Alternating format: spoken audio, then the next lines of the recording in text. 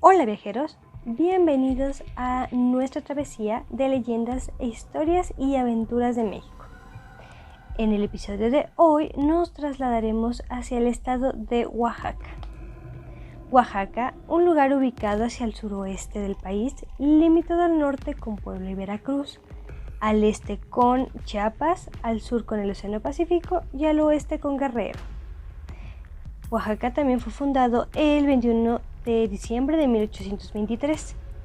De hecho, es conocido principalmente por sus pueblos indígenas, representados por más de 16 grupos étnicos, de los cuales los más representativos son los zapotecos y los mixtecos.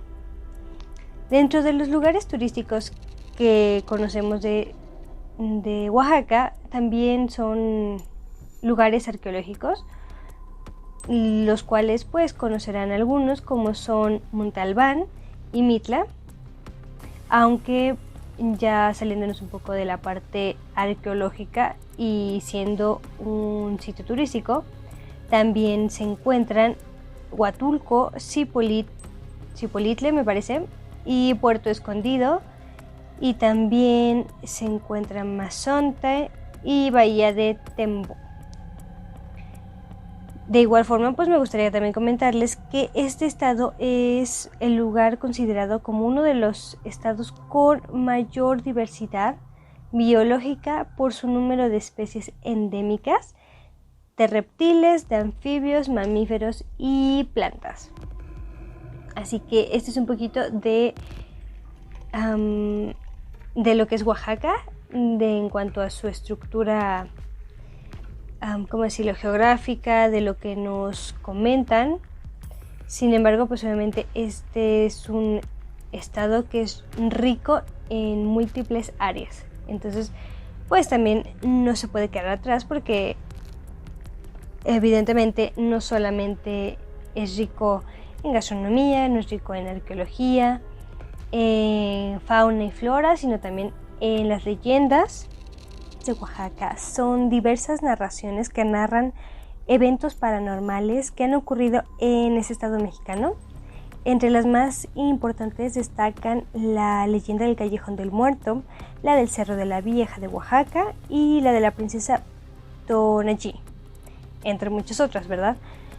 De hecho, estas historias forman parte de las tradiciones del pueblo y le han conferido una particular atractivo turístico, pues llaman la atención de los visitantes por el enigma que las caracteriza. Como se ha transmitido a través de narraciones orales y de generación en generación, no existe una versión única sobre cada leyenda, sino que hay distintas versiones cargadas de diversos detalles que les dan ese toque de realismo mágico tan característico evidentemente, de América Latina. De hecho, también las leyendas de Oaxaca revisten a sus pueblos de un halo de enigma, porque son explicaciones fantásticas sobre ciertos fenómenos de la naturaleza o misterios que nos han revelado. Cada una de estas historias encierra en sí misma claves sobre la idiosincrasia de esta provincia e incluso sobre el espíritu de México. Así que la tradición de mitos y leyendas de esta provincia mexicana es muy prolífica en historias, así como en diversas versiones de las mismas, por lo que vamos a darle continuidad a estas leyendas de este estado. Sin embargo, pues ahora que conocemos un poquito de la parte geográfica, un poquito turística y un poquito de las leyendas acerca de este lugar, pues ¿qué les parece si nos vamos con nuestra leyenda de hoy? Que pues relataremos la leyenda del Callejón del Muerto. Así que vámonos ahora con nuestro relato. En la primera calle de Morelos arranca en sentido diagonal y en dirección a la última de Matamoros, un tortuoso y angosto callejón solitario y tétrico, que hace tiempo fue un teatro de un misterioso asesinato y a la vez de un espeluznante suceso registrado momentos después de cometido aquel crimen, lo que motivó que se le hubiese conocido desde entonces con el nombre de Callejón del Muerto. Fue en aquel tiempo en que la ciudad se alumbraba con faroles de aceite, pendientes de mensuras de hierro empotradas en las esquinas, cuya luz mortecina y difusa apenas si se alcanzaba a iluminar un escaso radio, y los cuales se encargaban de encender los llamados serenos, que, envueltos en amplias capas y provistos de una escalera y una alcazuza, comenzaban su tarea por las calles de la ciudad un poco antes de cerrar la noche. Uno de estos serenos fue quien resultó víctima de aquel crimen. Aquella noche flotaba en el ambiente una atmósfera pesada y densa. La quietud nocturna de la ciudad fue interrumpida de vez en cuando por los pasos acompasados de los serenos que hacían la ronda, arrancando secas resonancias al embaldosado de las banquetas. Al sonar la última campanada de las 12 del viejo reloj de la catedral, se dejó oír el grito alerta de un sereno. «Las 12 y nublado». Y como escalonado, sobre el filo de la medianoche, fueron rondando de las voces lejanas y apagadas de los demás serenos que anunciaban, según costumbre, la hora y el tiempo a los vecinos de la ciudad entregados al sueño. De repente, rasgando las impalpables entrañas del silencio de aquel solitario callejón, partió un grito de auxilio, agudo y prolongado. Un penetrante grito de agonía al que respondió el siniestro aullido de los perros de los contornos. Aullido doloroso y lúgubre que delataba el paso sigiloso de la muerte. Después del silencio, volvió a cubrir como invisible mortaja las densas sombras de la noche. Por el sinuoso callejón del 12 de abril descendía a paso apresurado la silueta de un hombre que hacía bailotar en su diestra un farol de mano. Era como una sombra que se movía y avanzaba velozmente, como si tuviese alas en los pies. Parecía no andar, sino simplemente deslizarse sobre el suelo, silenciosamente, sin el más leve rumor que delatara sus pisadas. Al llegar a las antiguas calles del Marquesado, hoy División de Oriente, torció hacia la derecha en dirección al templo de dicho barrio y tocó la puerta del curato con recios e insistentes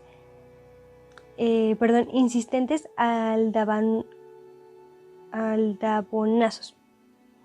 Disculpen, es que no me acostumbro a la palabra, me cuesta mucho trabajo decirla. Pero bueno, estos insistentes aldabonazos que urgían imperiosamente la presencia del párroco. Después de un rato de estar llamando fuerte y reiteradamente, el cura apareció en el umbral, gritando: «¡Vamos, hijo! ¿Qué pasa? ¿Qué te sucede?» «Disimule su merced lo intempestivo de la hora. En uno de los callejones de atrás de la Soledad ha sido apuñalado un hombre y requiere su confesión». «¿Cómo? ¿Y no se te ocurrió recurrir al auxilio del cura de la Soledad o el de San José?» «No, padre, el moribundo quiere que sea su merced quien lo oiga en confesión». «Bien, hijo, sus motivos tendrá, aunque el tramo es largo y la noche está oscura como boca de lobo. Vamos, alumbra y guíame». A la mitad del callejón, tendido boca abajo, yacía el sereno, moribundo, mostrando tremenda puñalada en la mitad del pecho. Era una puñalada de mano maestra. Uno de los serenos fue el que le dijo: «Allí está, padre».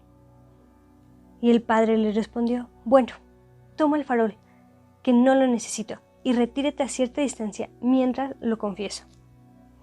Retirándose su acompañante, el cura se inclinó sobre el moribundo y empezó a confesarlo. Fue una confesión larga y penosa, interrumpida a cada rato por los espasmos de la agonía.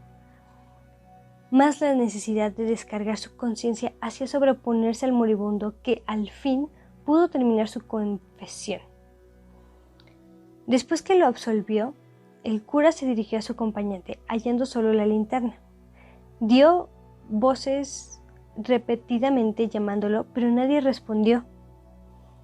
Intrigado por esta circunstancia y picado por la curiosidad de conocer quién era aquel al que había confesado en tan extrañas condiciones, tomó el farol y volvió sobre sus pasos para examinar al difunto. Fue entonces al levantar el extremo de la capa con que lo había cubierto el rostro que descubrió que aquel desconocido, que ahora era un cadáver a la mitad del solitario callejón, era el mismo que había ido a llamar a la puerta del curato. El mismo que lo había conducido ante su propio cuerpo moribundo. El padre había confesado a un muerto y el propio muerto lo había guiado a su confesión. No hay que decir que estaba sobrecogido de terror, con los cabellos erizados y a tientas y como pudo, porque no quiso volver a tocar la linterna que había ocupado el muerto. De esa forma, regresando al curato. Muchos días después, presa de una violenta fiebre, aquel buen cura, a quien no se sabe qué oculto y misterioso designio había escogido para participar en tan terrible lance, se debatió entre la vida y la muerte. No murió, pero funesta consecuencia de aquella espeluznante aventura. Conservó por el resto de sus días una completa sordera en el oído en el que escuchó dicha confesión de aquel muerto. Así que esta fue la leyenda del episodio de hoy. Es corta, pero me agrada mucho poder relatarles esto y que ustedes disfruten estos cuentos, estas leyendas, por lo que bueno, nos estaremos escuchando en nuestro siguiente episodio, obviamente con un nuevo destino. Así que, pues bueno, yo quiero despedirme. El día de hoy me voy a despedir con mi frase, la cual es la siguiente: las casualidades ni las coincidencias existen, simplemente existe lo inevitable. De igual forma, me gustaría agradecerles a todos los que me escuchan. Créanme que me agrada hacer este tipo de contenido. Más me agrada que a ustedes les guste y que sigan escuchando los demás episodios. Por lo que, si eres nuevo, te invito a que puedas escuchar episodios anteriores para que te adentres un poquito más en este viaje a través de estos estados y a través de estas leyendas. Y que bueno, esto es para todos. Yo agradecería mucho si pudieran compartir ese podcast en sus redes sociales. Y pues nada, sin más, yo me despido por el episodio de hoy. Los estaremos escuchando en el siguiente destino, como comentábamos antes. Muchas gracias por todo, que pases un excelente día, una excelente tarde o una amena noche. Nos escuchamos pronto. Bye.